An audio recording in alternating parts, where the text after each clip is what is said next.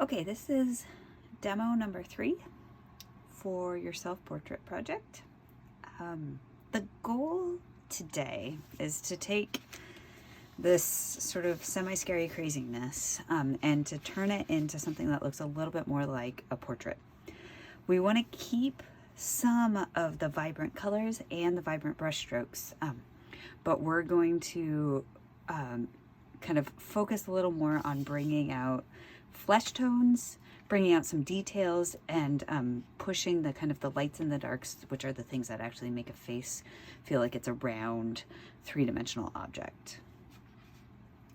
I've got my palette set up. So what I've got going on here are some traditional skin tone colors, a lot of white, raw umber. I put extra raw umber because I'm going to be using that in my hair, burnt sienna, yellow ochre, Naples yellow, and again, Naples yellow is pretty much just yellow ochre with some white already added to it, so one or the other works just fine.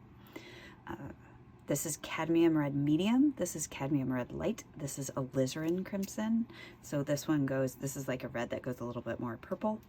This is ultramarine blue. And then this is Payne's Gray. Payne's Gray is a really nice paint to make things dark. So it looks almost like black, but it's not as intense as black, so it mixes better with other things. It has a slightly bluish tinge, which also just helps it mix better. It's just a little bit less intense. So it's a really good mixing color. And then I have a lot of retarder, because my goal here is to mix up a variety of skin tones and have them on hand so I can keep kind of dabbing back and forth between all of them. So mixing in the retarder will keep them pliable on my palette for longer so that I can kind of keep playing with them. It really helps to mix up a lot of colors ahead of time because that makes it easier to kind of go back and forth and keep playing with the different skin tones on your portrait. If you don't have any of these colors, totally okay.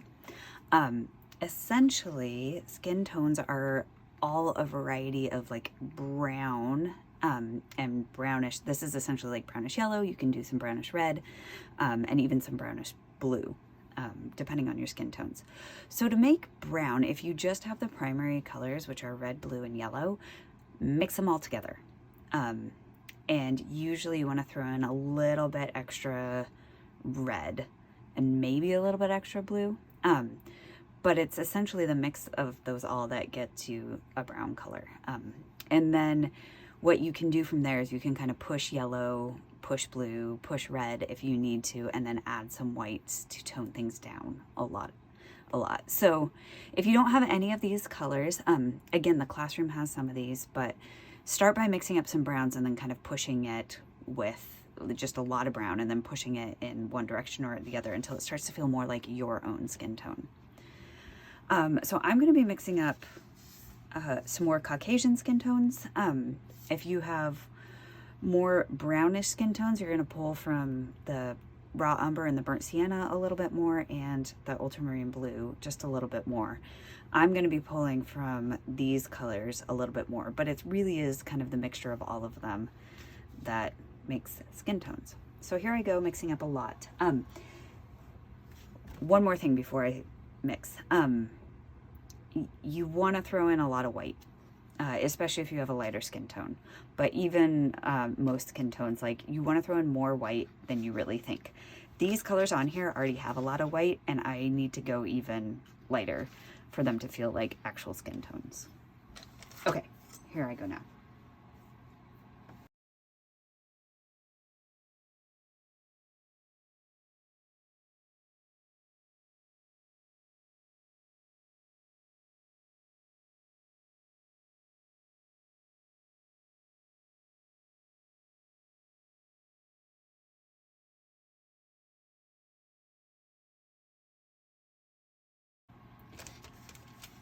Okay, so I've mixed up some good skin tones. I've got some yellows, browns, peaches, green, purple.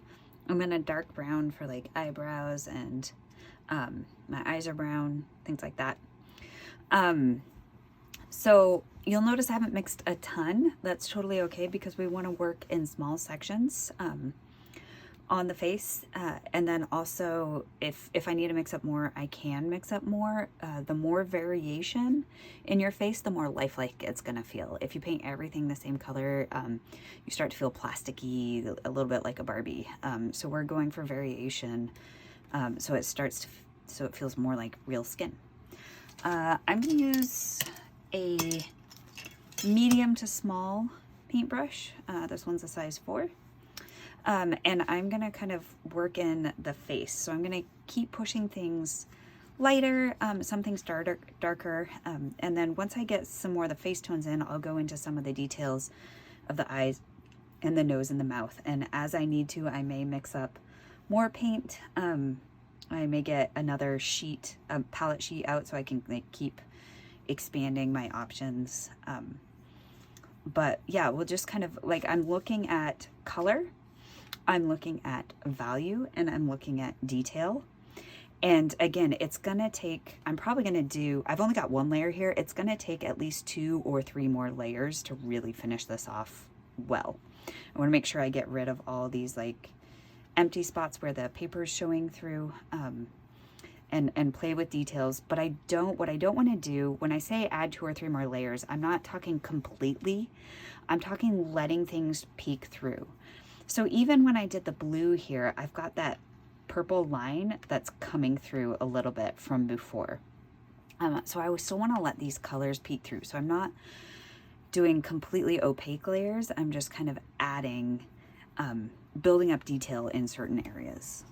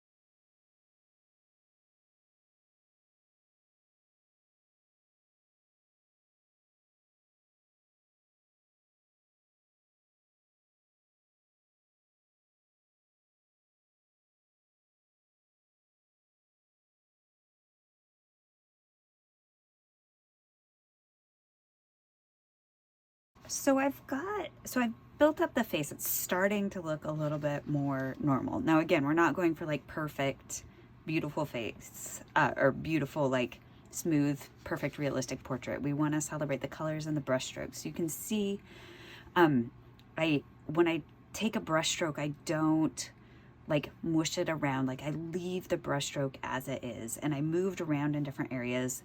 The neck is starting to get a little bit mushy. Everything's turning brown, so I'm going to let it dry and then go back into it. But I'm also getting to the point where it's going to be helpful to actually have some of these details of the face in there. So I'm going to use a smaller brush and work in some of those details before I come back into the face and the skin tones. But I've got those like darker areas, those lighter areas, and I'm not trying to fix everything. Like I let those brush strokes be. Now I'm using fairly short brush strokes. There's a variety of styles of brush strokes that you could use. You don't exactly have to copy the way I'm doing it. You can do longer brush strokes, fatter brush strokes. But I want to be able to see like that's a brush stroke. It's not been like paint applied and then like spread around a bunch. Like I put the paint on with the brush and I lift it up and I left it. And I can see the evidence of kind of the strokiness and the color and the different strokes next to each other.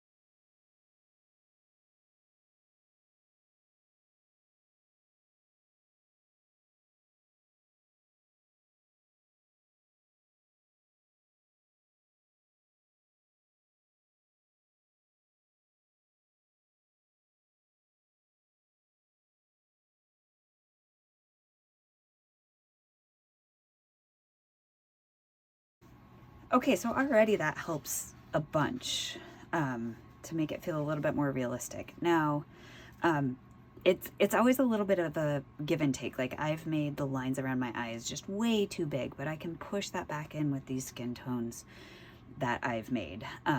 Same with some of the lines around my nose. Just kind of, yeah, I'll be able to like push some of those lines back in, but I want to let them dry. With the eyes, my eyes are a little wonky. I've made this one bigger in a slightly different shape than this one. I think this one is slightly closer to reality, so I'm going to try to make this one match this one. You really want your eyes to feel like they match each other in terms of like kind of mirroring out the same shape and that the eyeballs, the irises are looking in the same direction. With the whites of the eyes are not pure white. They're a little bit gray. And since it's an eyeball, as you move to the edges of your eye, it gets a little bit redder and a little bit darker. You'll notice like the white of the eye over here, like if I were to compare it, it's like a medium color, like it's really not white. So I want a variety of colors to go back into the whites of the eyes. But again, I want to let that area dry first before I go back into it. So I think this is a good time to attack the hair. I'm going to mix up a bunch of brown and I'll work on doing the hair, and I may do a few things to I actually may do the shirt first so I can bring the hair over the shirt. So yeah, because I've got all these like straggly bits of hair. So yeah, I'm gonna work on the shirt, and then I'll do the hair over the shirt, and then I'm gonna come back into the face to finish out some of those final details.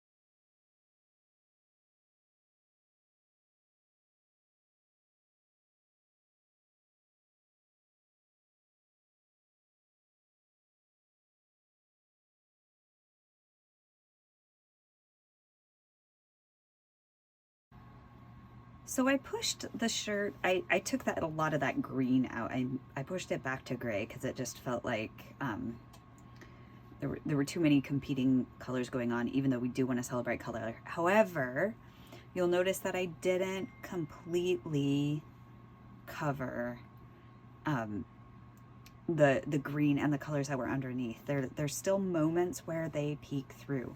So with everything I do, as I build up layers, I want to keep letting the underlayers, the various underlayers show through in different parts. And some of that just comes with like not spreading out, like doing the strokes and letting them like sing as their own separate brush strokes, and not covering up all the spots. So now I'm going to work on the hair. I want to keep some of that blue coming through, but I want to take the brown, and what I'm going to do with the hair is I'm going to make up a dark brown, and then I'm going to make up a lighter brown to pull out my little, to pull out the curves and the waves that are in my hair and how the light hits them. Some of you might have straighter hair. You might notice that you have kind of a, like a part across the top that actually goes top to back where the light hits your hair and it follows the curve of your head. Don't worry, I'm gonna do some of these like clumps of hair, but don't worry about painting in the individual strands. Worry more about like, where does the light hit your hair? So for me, it's these clumps. For some of you, it might be just, yeah, a stretch across the top of your head.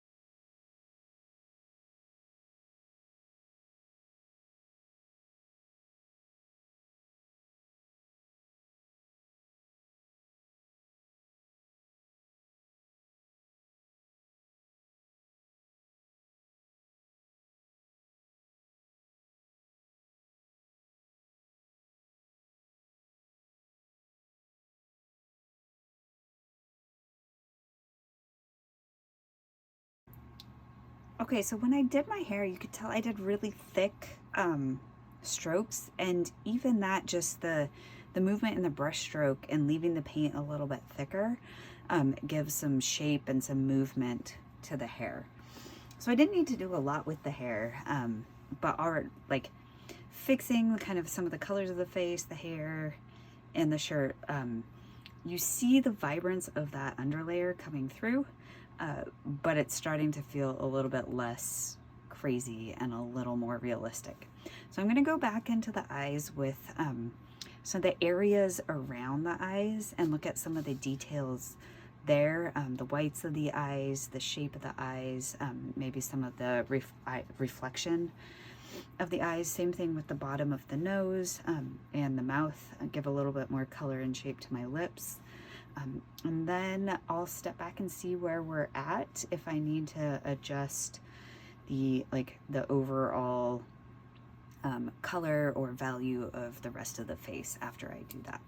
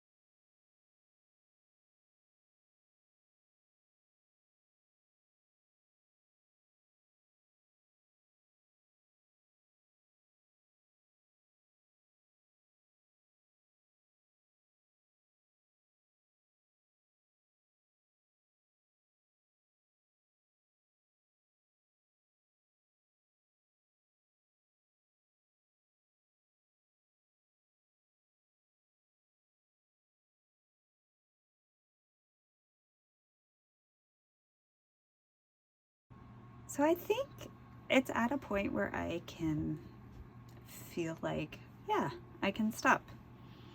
I don't want to push it too far because I don't want to lose some of the liveliness of the brush strokes and the colors. I want to keep it feeling like fresh. So there's a few, you know, there's details around the eyes that I could continue to like really push, but I don't know that I really want to do that. So I'm gonna kind of call it good.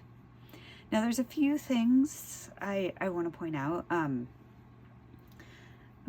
Around the nose is essentially 3 balls. So there's like the ball in the middle and then the ball of each nostril. And the ball in the middle obviously sticks out the most, so it gets the highlight. But depending on like how your head is tilted, you see the bottom of those balls or you don't see the bottom. So I saw a little bit. So if you notice like where my nose hits the light, but you still see parts of it under. But you don't want to make too much of those, especially the nostrils, because then you start to feel a little bit pig-like. With the mouth, again, that line in the middle is the most important part. And then the top lip actually is darker than the bottom lip because the top lip catches a little bit of shadow, it curves under, and then the bottom lip curves out, so it catches some of the light usually that's coming down on it. So you want to make the bottom lip a little bit lighter. Yeah, and then the very last thing I did, the only place I used pure white in this picture was the highlights on the eye, and did those at the very end. And they kind of just help bring the eye alive a little bit. So there we are. Post-Impressionist self-portrait. Somewhat looks like me. And, you know, like, again, remember this original sketch didn't really look like me, but I've been able to kind of push and pull and try to bring things closer to what I'm seeing here as I paint. Hope you all have fun.